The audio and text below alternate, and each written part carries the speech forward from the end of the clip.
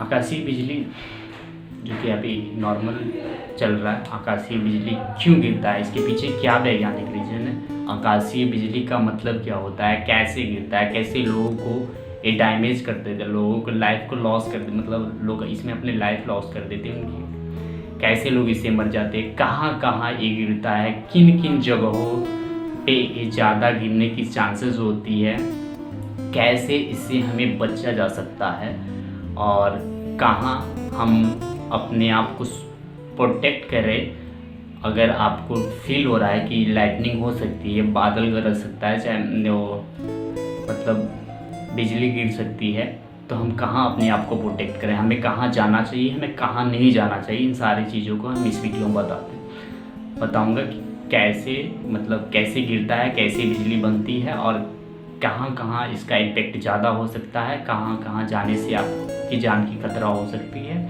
और कहाँ कहाँ में नहीं जाना चाहिए, इसको हम इस वीडियो में जानते हैं। देखिए, आकाशीय बिजली क्या होता है, पहले इसे हम समझते हैं। जब बारिश जैसा सिचुएशन क्रिएट होता है तो क्या होता है, जब बादल टकराते हैं, चाहे जो आकाश में जो बिजली उत्पन्न होता है, तो क्या होता है कि पृथ्वी और उस पृथ्वी पे जो भी ऑब्जेक्ट हैं, जो कि हरा हैं, चाहे कंडक्टर हैं, चाहे अर्थ से कनेक्टेड है, उनके डिस्टेंस और बादल के डिस्टेंस बहुत कम हो जाता है। और बहुत कम होने की वजह से जब कोई ऑब्जेक्ट, अब हम जानते हैं कि जो अर्थ होता है इलेक्ट्रॉन का सी है, earth is sea of a electron, means earth जो इलेक्ट्रॉन का समुद्र ही है।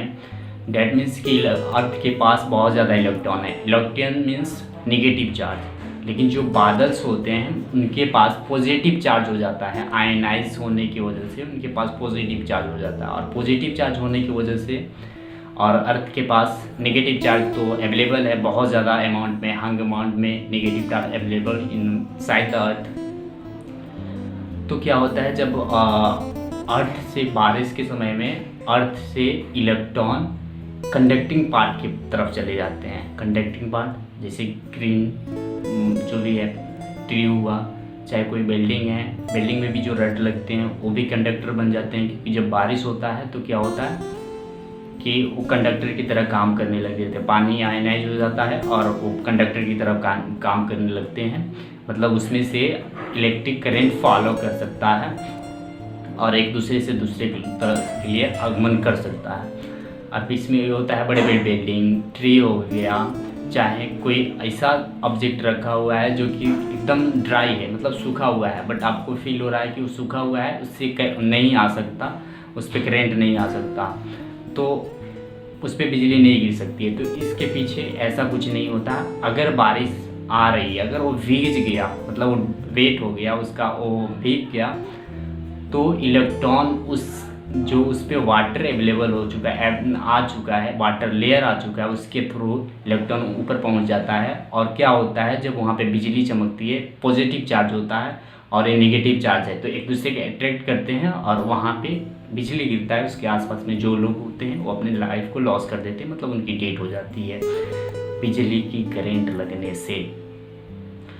अब सुनिए, बहुत सारे गाड़ी ऐसे हैं, कंपनी हैं जो कि लो कॉस्ट गाड़ी हैं, जिस पे हम गाड़ी खरीदते वक्त अगर ध्यान नहीं दिए कि क्या ये आकाशीय बिजली से प्रोटेक्ट कर सकती है आपको।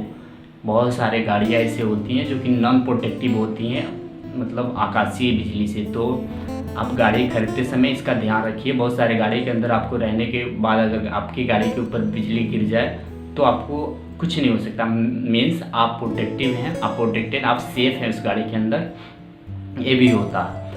अब देखिए, हमें कहाँ नहीं जाना चाहिए, किसी बिजली से बचने के लिए हमें कहाँ नहीं जाना चाहिए। At a time of lightning, बरसात के दिनों में चाहे बादल गरज रहा है तो कहाँ नहीं जाना चाहिए, पेड़ के नीचे।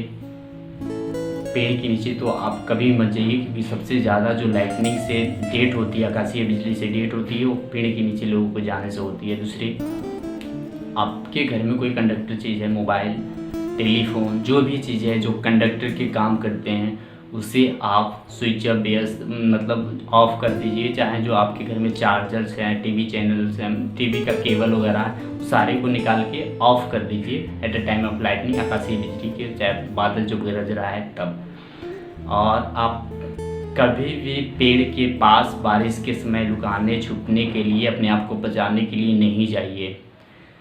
दूसरा कि अगर आप छत पे हैं तो वहाँ से प्लीज़ आप नीचे आ जाइए, क्योंकि जब बारिश होती है तो बिल्डिंग आपके कंडक्टर की तरह वर्क करने लगता है, और वर्क करने की वजह से आपके ऊपर बिजली गिरने के चांसेस बढ़ जाती है। तीसरी चीज़, अगर आप गाड़ी में हैं तो आप एक कंफर्म हो जाइए कि आपकी गाड़ी सेफ़ है उस आकाशीय बिजली से। तो आप इन चीज़ों के पास आप नहीं जाइए। जो ऊंचे ऑब्जेक्ट हैं, ऊंचे टावर है, ये सब के पास नहीं जाना चाहिए at a time of lightning. तो इस सब से भी आपकी डेथ की चांसेस बढ़ जाती है। और अब हमें कैसे, मतलब इससे प्रोटेक्ट तो कर लिए आकाशीय बिजली से, ये कितना डेंजर होता है। अभी बहुत सारे केसेस में स्टडी किया गया है कि ज़्यादातर जो डेथ होती है आकाशीय बिजली की, तो वो पेड़ के नीचे छुपने से होती है। अब हम बारिश आता है तो हम हाथ बढ़ा के अपने आप को प्रोटेक्ट करने के लिए, सेफ प्लेस के लिए पेड़ को सेलेक्ट करते हैं, बट ऐसा 110% गलत है, क्योंकि पेड़ पे बिजली गिरने की चांसेस ज़्यादा होती है, क्योंकि वो कंडक्टर की तरह काम करता है। वो तो एलवेज, जो ग्रीन ट्री है वो एलवेज कंडक्टर की तरह वर्क करता है। अगर आपको प्रोटेक्टेड रहना है, अगर आपके कहीं छुपने उगने की जगह नहीं है, तो आप अपना आकार को, अपनी साइज़ को, मतलब दैट मीन्स आप बैठ जाइए कि आपका जो बॉडी का मतलब हाइट एक कम हो जाए, जिससे कि आपके आसपास में उससे बड़ा कोई ऑब्जेक्ट है तो उस पर गिरने की वो चांसेस हो जाएगा। क्योंकि अगर कोई बादल है, वहाँ से जो लंबा चीज़ होगा उससे उसका दूरी कम होगा, जहाँ दूरी कम होगा वहाँ का अट्रैक्शन ज़्यादा होता है। अगर आप अपने आकार को, साइज़ को, शेप को कम कर लेते हैं तो उस टाइम पे आपको बचने की चांसेस बहुत ज़्यादा बढ़ जाती है।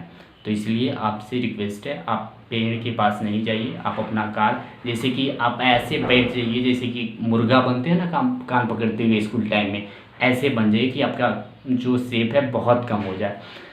तो इससे आप अपने आप को प्रोटेक्ट कर सकते हैं आकाशीय बिजली से। चलिए, थैंक यू, बहुत शुक्रिया। अगर आपने तो चैनल को लाइक कीजिए। Thank you.